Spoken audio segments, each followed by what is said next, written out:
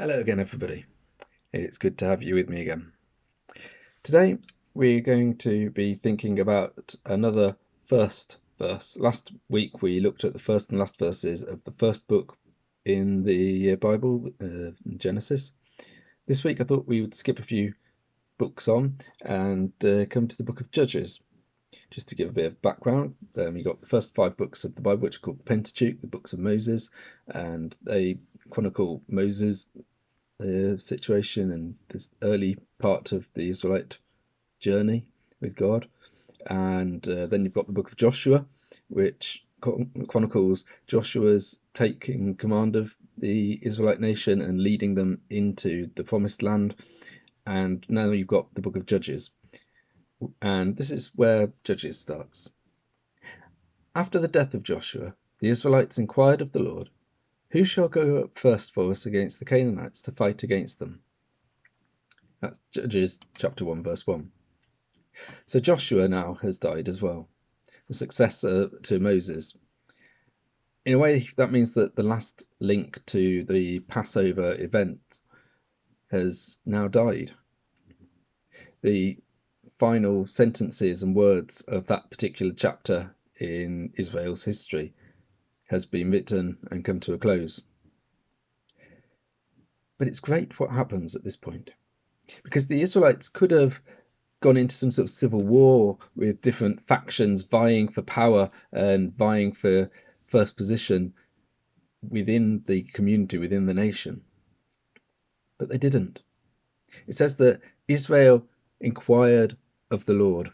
In other words, they go to God with their issue. They ask for him to guide them and to give them direction. And they want to know who is going to lead them in their fight against the Canaanites. Now, a lot of Christians, a lot of Jews who consider these texts to be inspired by God, to be in some way his word, his thoughts on matter, they don't like a lot of this, to be honest. They don't like the idea of conquests and battles with the Canaanites. It reminds them of crusades and of jihad and other kind of misguided kind of God wants us to fight people kind of mentalities.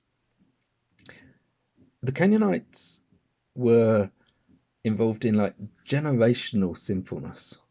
Like for 400 years, then the Canaanites had been involved in horrible stuff, like persistently, regardless of how often they were told to change their ways. They were involved in awful stuff like bestiality. They were involved in murdering their children, putting babies on red hot idols and sacrificing them to their god Molech. It was just evil, horrible stuff.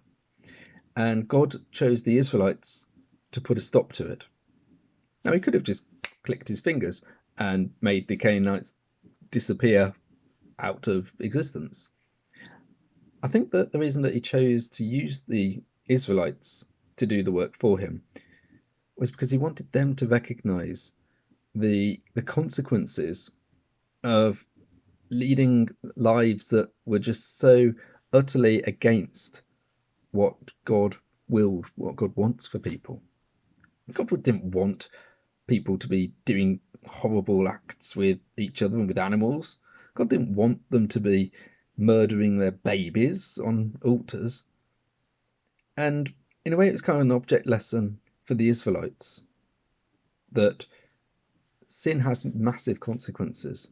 When we let it take hold in our lives, when we let it take hold in the lives of our families, so it becomes generation after generation after generation of people who are just walking away from God and doing despicable stuff. It has consequences.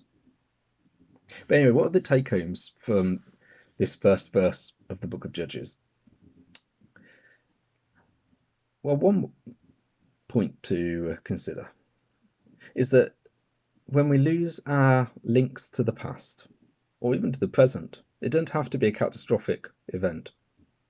I mean, in this current lockdown situation that we're in at the moment, then it can feel like we've lost all of our anchors to the past and to the present. We've lost our support networks, a lot of us. We've lost our jobs, if not because we've been made redundant, then we're not allowed to go to them. We've lost our hobby groups and other things that anchor us and root us. It can be really disconcerting, it can be scary, but it don't have to be catastrophic. In the Pentateuch, those first 5 books of the Bible, then a recurring phrase was that Moses would inquire of the Lord. In the book of Joshua, which details Joshua's events, then it says that Joshua would inquire of the Lord. Now they're gone. The whole of Israel, the whole corpus of Israel inquires of the Lord.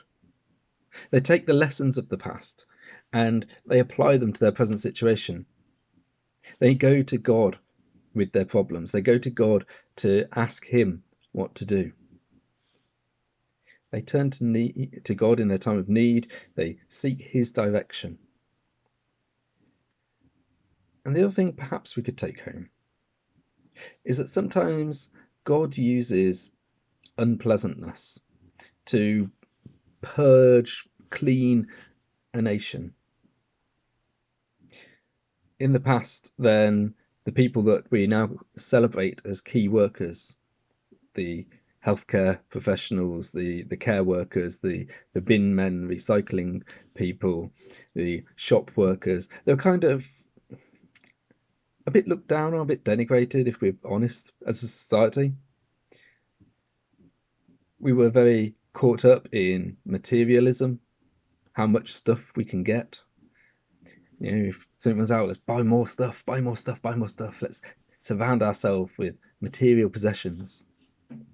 There's a lot of individualism, looking out for number one. I can do it myself. I'm self-reliant, self-sufficient, all that jazz.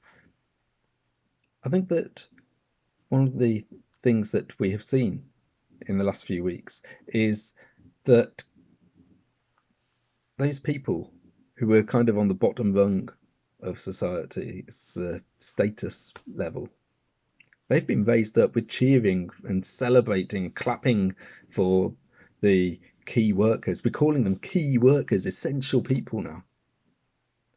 We've realised that actually we can make do and mend. We're realising that we don't have to have lots of stuff all the time.